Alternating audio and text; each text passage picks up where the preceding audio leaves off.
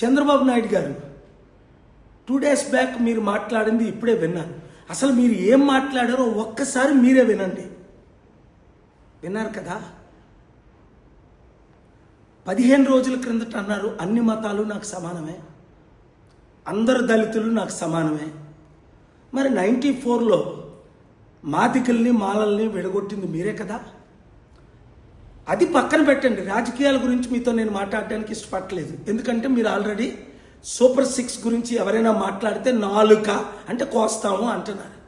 అంటే మీరు 75 సంవత్సరాల వయసులో సదాము హుస్సేన్ కంటే కదాఫీ కంటే ఒక డిక్టేటర్గా మారిపోయారా? నా మిత్రులు అనేక సార్లు మీ నెత్తి మీద చేయేసి మీరు మార్పు చెందాలని ప్రార్థించా.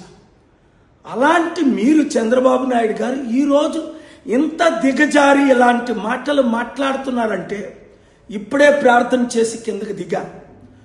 ఎవరు నోరిప్పి మాట్లాడినా చట్ట ప్రకారం చర్యలు తీసుకుంటారు. దమ్ముంటే తీసుకోండి, వస్తే డిబేట్కి రండి. ప్రవీణ్ పగడాల తాగుకుంటూ వెళ్ళాడా? ఏంటండి ఈ మాటలు? గవర్నమెంట్ చంపేసింది అన్నానా? పోలీసులు చంపేశారన్నానా? ఒక్క మాట వినిపించండి. నేను మీకులాగా మతిమరిచి మాట్లాడట్లేదు.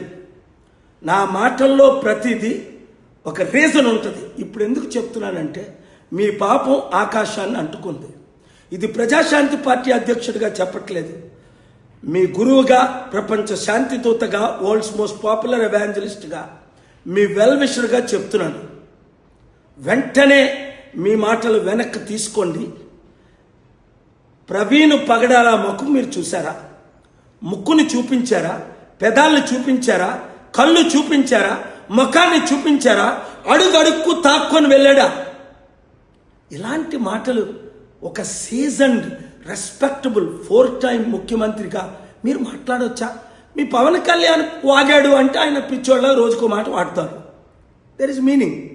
మీరు మాట్లాడటం ఏంటండి? ఊహకు అతీతం. మార్పు చెందండి. బైబిల్లో మాట ఉంది, మీరు మార్పు చెందితే ప్రభు మిమ్మల్ని క్షమిస్తాడు. లేదా అతి త్వరలో మీరు దేవుని తీర్పుకు చాలా దగ్గర అవుతున్నారు.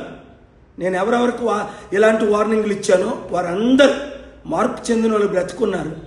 మార్పు చెందిన వారు దేవుని ఉగ్రతకు పాలయ్యారు.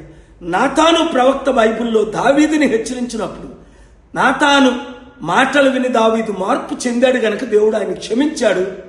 సాలమన్ లాంటి ఒక గొప్ప మహారాజుని ఆయన ద్వారా ఈ ప్రపంచానికి పంపించాడు. మీరు బాగుపడాలని కోరుకుంటున్నాను. లేదా మీ గోతిని మీరే తవ్వుకుంటే నాశనం అయ్యేది మీరే.